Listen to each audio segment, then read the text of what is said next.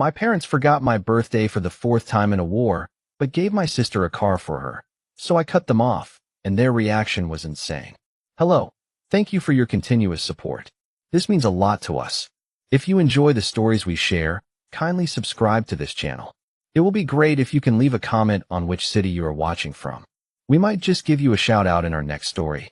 Today's special shout out goes to Paul Marson from Ohio. We are glad you enjoy our stories. Now let's dive into the details of today's story. I turned 25 on a Tuesday, and nobody cared. No call, no text, not even a half-hearted happy birthday from the checkout guy at the gas station where I grabbed my coffee. I sat in my cramped apartment, the one I'd been renting since college, staring at my phone like some idiot waiting for a miracle. It didn't come. Instead, around 8 p.m., my thumb slipped, and I opened Instagram. Big mistake. There was Sophie, my little sister, grinning next to a cherry-red Toyota, a bow slapped on the hood like it was Christmas. Best 21st ever, she captioned it. My parents flanked her, Mom beaming, Dad tossing her the keys. A party. Balloons. Cake. The works. For her. For me? Nothing. Fourth year in a row they'd forgotten. I scrolled back, my gut twisting. Sophie's post already had 200 likes, cousins and uncles chiming in with heart emojis and proud of you comments. I wasn't even tagged. Not invited. Just erased. I tossed the phone onto the couch and paced the room, my boots thudding against the cheap laminate floor. It wasn't about the car. I didn't need a damn car. It was about them. Mom, with her endless excuses. Oh, Michael, you're so independent. Dad, grunting over his beer. Sophie's the one who needs us. And me, the fool who kept waiting for them to see me. I flashed back to when I was 12, fixing the lawnmower Dad broke because Sophie needed him to drive her to a friend's. Or 16, when I aced my finals, and they didn't notice because Sophie got a C and they threw her a pizza party for trying hard. Last year, my 24th, I called Mom to hint at it. Big day tomorrow, huh? And she laughed, said, oh, right, Sophie's dance recital's coming up. I'd hung up and punched a hole in my drywall. Still hadn't fixed it. That night, sitting there with Sophie's smug face glowing on my screen, something snapped. Not loud, not dramatic, just a quiet click in my head. I was done. Done waiting. Done hoping. I grabbed my phone, blocked Mom's number first, her voice already echoing in my skull, whining about how busy they were. Then Dad's. Then Sophie's. My finger hovered over the delete contact button for her, but I didn't need the temptation to check back. Blocked was enough. Next morning, I called my boss at the garage, some buddy of Dad's who paid me peanuts to fix transmissions, and quit. You sure, Mikey? He'd grumbled. Your old man won't like this. I told him I didn't care what Dad liked and hung up. By noon, I'd found a studio apartment across town on some sketchy rental site. Cheap, bear mine. I packed my stuff in 2 duffels, clothes, my toolbox, a couple books I never read. The last thing I grabbed was an old Polaroid from the dresser. Me and Sophie, maybe 10 and 6, grinning on a swing set. Mom had taken it. Dad was probably off somewhere ignoring us. I stared at it, my jaw tight, then chucked it into the box with the rest of my junk. Enough, I muttered, and hauled everything to my truck. The new place was a dump, peeling paint, a mattress that creaked like it was haunted, but it was freedom. I dropped my bags, sat on the floor, and let the silence sink in. No Mom nagging me to call. No Dad barking about how I should step up for Sophie. No Sophie giggling through the walls about her latest drama. Just me. For a second, I almost unblocked them. Habit, maybe, or some dumb flicker of guilt. But then I remembered the car. The bow. The party I wasn't worth inviting to. I locked my phone and shoved it in my pocket. That first night, I lay on the mattress, staring at the ceiling. I didn't sleep much. Kept thinking about how they'd react when they figured it out. Would they even notice? Probably not until Sophie needed something and I wasn't there to fix it. I pictured Mom's face, all pinched and teary, like she was the victim. Dad's fists clenched, ready to lecture me about respect. Sophie pouting, because how dare I steal her spotlight by disappearing? I smirked into the dark. Let them figure it out. I was gone. By the end of the week, I'd sold my old couch online and used the cash to buy a cheap coffee maker. I didn't need much, just a start. I'd find a job, Something that wasn't tied to Dad's greasy fingerprints. I didn't know what came next, but I knew one thing. I wasn't going back. Not to that house. Not to that life. Not to being the ghost they stepped over to get to Sophie. I was out, and they'd have to deal with it. The first week in the new place felt like holding my breath. I'd wake up, half expecting Mom to bang on the door or Dad to call me an idiot for bailing. Nothing. Just quiet. I didn't mind it. It gave me room to think, to figure out who I was when I wasn't their errand boy. I needed cash, though, so I hit the pavement looking for work. Found it at a salvage yard on the edge of town, rusted hulks of cars stacked like tombstones, run by a guy named Tony who didn't ask questions. You know engines? He grunted. I nodded. Start tomorrow. That was it. No Dad's buddy breathing down my neck. Just me and the machines. First day, I met Ezra. He was leaning against a busted Chevy, arms crossed, tattoos snaking up his neck. Looked like he'd been born with a wrench in his hand. You're the new guy, he said, not a question. I shrugged, and he smirked. Don't talk much, huh? Good. Less bullshit. I liked him already.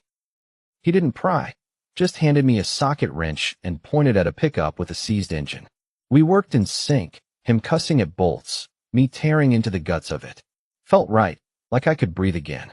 2 weeks passed like that. No word from Mom, Dad, or Sophie. I'd blocked them, sure, but part of me figured they'd find a way, through a cousin, maybe, or one of Dad's loudmouth friends. Nothing. I started to think they hadn't even noticed I was gone.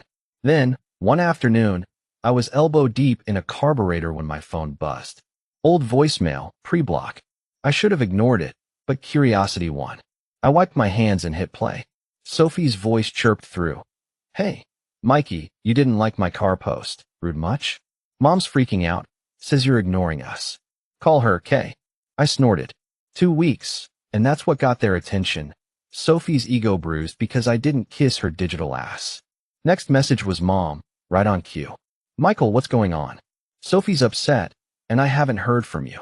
After all we've done, this is how you act. Her voice cracked like she was auditioning for a soap opera. I deleted it mid-sentence. Then my inbox lit up. Text from an unblocked cousin, Mark. Dude, your mom's losing it. Says you're breaking her heart. What's up? I didn't reply. Let her lose it. Dad's turn came later. Mark forwarded me a rant. That kid's ungrateful. Always has been. Tell him to get his head straight. I laughed, bitter. Ungrateful for what? Fixing their crap while they threw Sophie parades? By night, it spread. Sophie posted a TikTok, her in the Toyota, pouting, caption, when your own family turns on you. Comments piled up. Stay strong, girl. Who'd do that to you? She didn't name me, but she didn't have to. Aunt Linda called me next, voice all syrupy. Michael, your parents are worried. Family's family, you know. I hung up. They weren't worried. They were pissed I'd stopped playing my part. I tossed the phone on my mattress and stared at the ceiling, chest tight. I'd wanted them to notice, hadn't I? Now they had, and it was all about them. Next day at the yard, I was off, dropped a wrench twice, snapped at Tony when he asked about a fender. Ezra noticed. He leaned over the pickup's hood, eyes sharp. You're wound tight, man. Spill it. I didn't want to, but it came out anyway. Sophie's car, the forgotten birthdays, the guilt trips. He listened, didn't flinch. Sounds like my old man, he said when I finished. Cut him off years ago. Best thing I ever did. I blinked. You don't miss him? He shrugged. Not the version who made me feel like shit. That stuck with me. He jerked his head toward a corner of the yard. Come on. I followed him to a heap of twisted metal, a motorcycle, frame bent, tires flat. Been meaning to rebuild this. You in? I hesitated, then nodded. We hauled it to the shop, and for the next few hours, it was just us and the bike, stripping bolts, prying off rust. My hands moved like they knew what to do, and the knot in my gut loosened. Escape plan. I muttered, half to myself. Ezra grinned. Damn right. That night, alone again, I felt it, the weight of their silence turning into noise. They'd noticed I was gone, but not because they missed me. Because I'd stopped being useful. Mom's fake tears, Dad's bluster, Sophie's little show, it was all the same gang. I wasn't playing anymore. I grabbed a beer from the mini fridge, cracked it open, and sat by the window. The motorcycle flashed in my head, something mine, something real. They could scream all they wanted. I wasn't coming back. 3 weeks into the new gig, I started to feel solid. The salvage yard was my turf now, grease under my nails, the hum of engines in my ears. Ezra and I had the motorcycle half torn apart, its guts spread across a workbench like a puzzle we'd cracked together. I'd even named it in my head, the Unseen, because it was beat up and ignored, just like me. That Friday, I was tightening a bolt on a customer's radiator when Tony yelled across the lot, "Mike, you got visitors." I froze. No one knew I worked here. Unless I straightened up, wiping my hands on a rag, and there she was, Mom, marching through the yard like she owned it. Her mascara was already streaking, a performance ready to roll. Dad trailed her, face red, fist balled up. And Sophie, goddamn Sophie, hovered behind them, phone out, filming like this was her next viral hit. My stomach dropped. "Michael," Mom wailed, loud enough to turn heads. "How could you do this to us?" Customers gawked from the pickup line. Tony raised an eyebrow but stayed put. I wanted to bolt, but my boots wouldn't move. "Do what?" I said, keeping my voice flat. She flung her arms out. "Disappear. Ignore us. Sophie's devastated, and your father's beside himself." Dad snorted, stepping closer. "You think you can just walk out, boy? After everything?" I almost laughed. "Everything? Like what? Leaving me to fend for myself while they polish Sophie's halo?" I glanced at her. She smirked, angling her phone for the best shot. That's when I saw red. "Everything?" I snapped, stepping forward. "You mean like forgetting my birthday for years straight? Or missing my graduation because Sophie had a dance rehearsal? Or how about that car?" I jabbed a finger at her Toyota, parked crooked by the gate. "You threw a party for, while I got nothing." Mom gasped, clutching her chest like I'd stabbed her. "That's not fair, Michael. We've always what?" I cut her off. "Ignored me?" "Yeah, I noticed." Dad lunged in, voice booming. "Watch your tone. We raised you, fed you, and forgot me." I shot back. Every time Sophie whined, I was the one picking up the pieces. "Her bike broke? I fixed it. Your sink clogged? I crawled under it. And you," I turned to Mom, "you'd pat her head and tell me I was fine." I wasn't fine. My voice cracked, and I hated it, but I couldn't stop. I was invisible. "And you didn't care until I stopped being your damn handyman." Sophie giggled, actually giggled, and I lost it. "What's so funny?" I barked. She shrugged, still filming. "You're just mad you didn't get a car." That was it. I wheeled on her. "I don't want your stupid car. I wanted a family who gave a damn. You got the keys, the party, the love, and I got a hole in my wall from waiting for you all to remember me." The yard went quiet. Even the air felt heavy. Mom sobbed harder, Dad glared, but Sophie just zoomed in, like I was her reality TV star. Ezra appeared then, stepping between us, wrench in hand. "Back off," he told Dad, calm but firm. "He's working." Dad puffed up, but Tony hollered, "Take it outside, folks." Mom grabbed my arm, pleading, "Michael, come home. We're a family." I yanked free. "You don't get to cry now," I said, low and cold. "You didn't even know I was gone till Sophie threw a fit. I'm done." I turned away, chest heaving, and walked back to the shop. Sophie called after me, "This is going online." I didn't look back. Inside, I grabbed a hammer and started smashing a dented fender over and over, metal screaming under my swings. Ezra leaned in the doorway, watching. "Feel better?" he asked when I stopped, panting. "No," I muttered. He nodded, like he got it. "They're assholes." "But you said it." "That's something." I dropped the hammer, hand shaking. He was right. I'd finally said it. All of it. And it hurt like hell. That night, I couldn't sit still.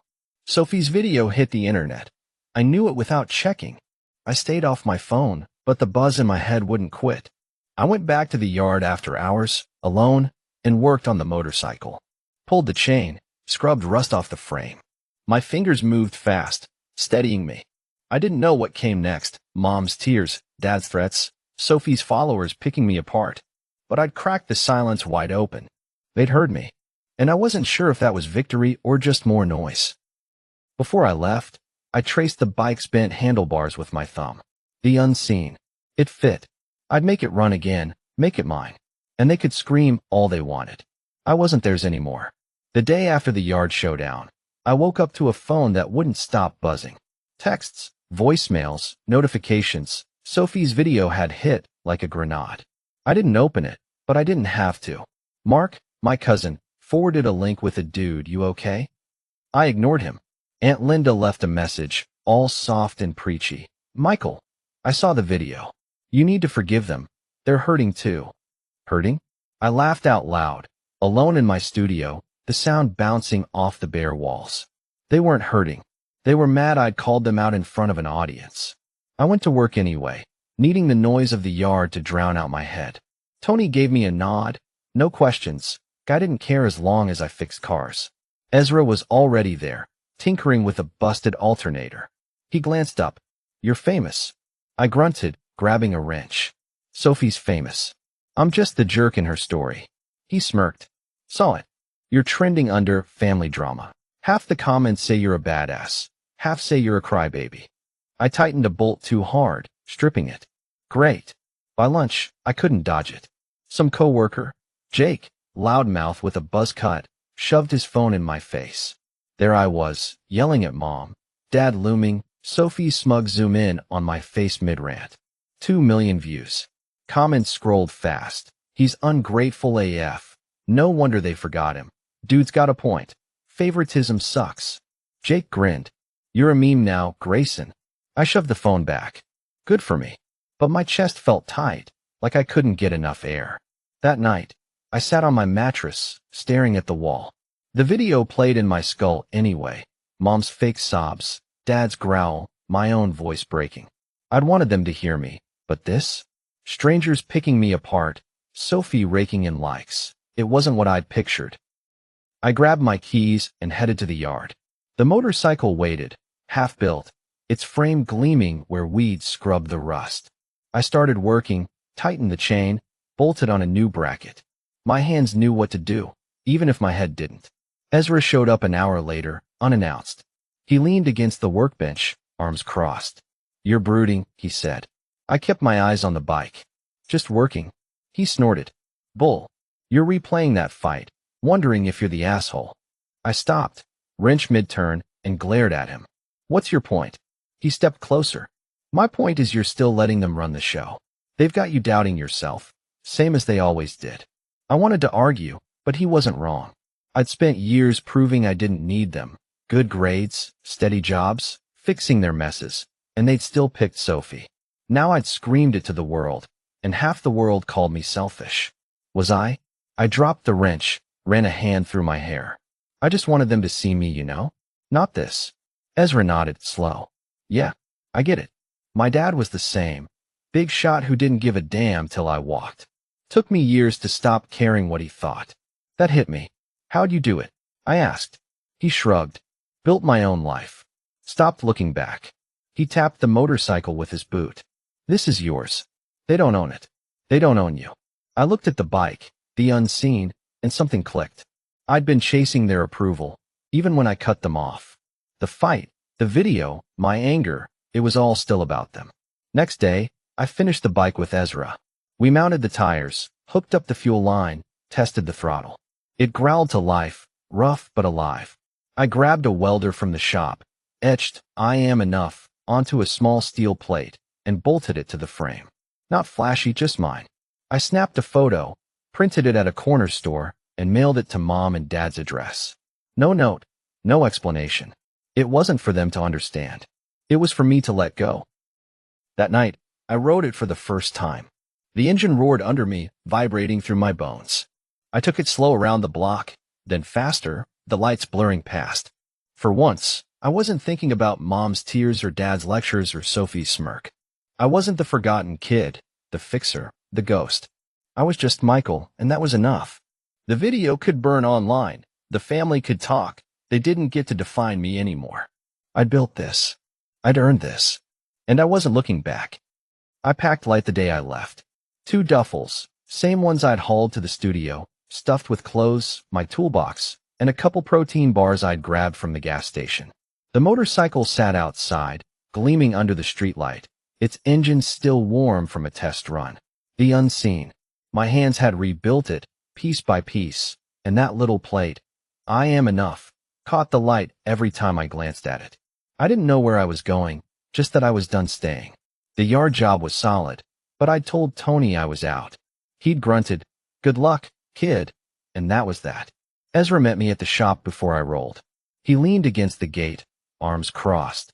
That smirk of his sharper than ever. "You're really doing it," he said. I nodded, strapping the bags to the bike. "Yeah, need a change." He didn't ask where or why, just tossed me a spare wrench from his pocket. "For the road. Don't break down on me." I caught it, grinning. "Thanks, man. For everything." He shrugged. "Keep in touch. Or don't. Just don't crash that thing." We shook hands, firm, and I knew I'd miss him. He'd been the first person in years who didn't make me feel like I had to prove something. I swung my leg over the seat, fired up the engine. It snarled to life, louder than ever, and I felt it rumble through me, my bones, my chest, my head. The yard faded behind me as I pulled onto the street, tires humming against asphalt. I didn't have a map, didn't need one. West, maybe, or south, somewhere new. The buzz of my phone had died down since the video peaked. Last I checked, Sophie was still milking it, posting teary healing journey updates. I hadn't looked in days. Didn't care. An hour out, I passed close to the old house, close enough to see it if I wanted. I slowed, just for a second, picturing it. Mom in the kitchen, probably clutching that photo I'd mailed, turning it into her next sob story.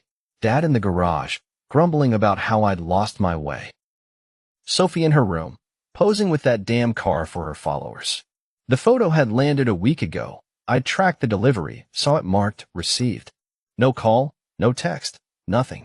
I'd half expected Mom to show up again, tears and all, but maybe they'd finally got the hint. Or maybe they just didn't know what to say. Either way, it was over. I didn't stop.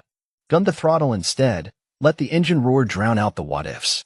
The road stretched ahead, a black ribbon cutting through the night, and I leaned into it. Wind hit my face, sharp and fast, tugging at my jacket. For the first time in years, I wasn't carrying their weight. Mom's guilt, Dad's temper, Sophie's spotlight. It was just me and the bike, the hum of freedom in my ears. I grinned, couldn't help it. Felt like I'd busted out of a cage I didn't even know I'd been locked in. The highway opened up, endless and dark, dotted with headlights from strangers I'd never meet. I thought about Ezra's words, building my own life, not looking back. He'd been right. The motorcycle wasn't just metal and bolts. It was proof I could make something real, something mine. I'd spent so long waiting for them to see me, to care, that I'd missed the bigger truth. I didn't need them to. I'd built this. I'd walked away. And I was still standing. A sign flashed by some town I'd never heard of, 20 miles out. I didn't know if I'd stop there or keep going. Didn't matter. The point wasn't the destination, it was the ride. I glanced at the plate welded to the frame, its words glinting in the dashboard glow. I am enough. Damn right I was. They could keep their car, their parties, their drama. I had the road, and that was more than they'd ever given me. The engine growled louder as I pushed the speed, the world blurring past. I thought about the kid I'd been quiet, waiting, hoping they'd turn around. He was gone now, left behind with that old Polaroid and a lifetime of being second. This Michael? He didn't wait. He rode. And as the miles stacked up, I felt it. Freedom, real and raw, pumping through me like fuel. I looked back once, just a flick of my eyes, then faced forward. The plate shone. The road called. I answered with a twist of the throttle, and I was gone. If you felt Michael's ride, from being forgotten to breaking free, hit that like button and tell me in the comments. Have you ever had to cut someone off to find yourself? Subscribe for more stories about real people fighting for their own road. Next time, we're diving into another journey. Don't miss it.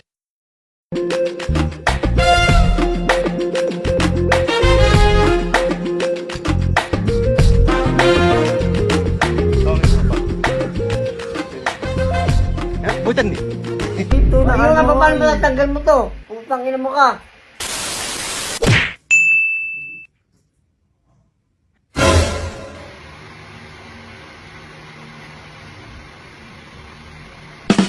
Pa, yung gawin natin to. Ano nang pinagawa sa mukha mo? Hindi, ano to, peel off mask. Yung tinaos mo. Peel off. Ano nga yun? Yung pang ano, Pang pang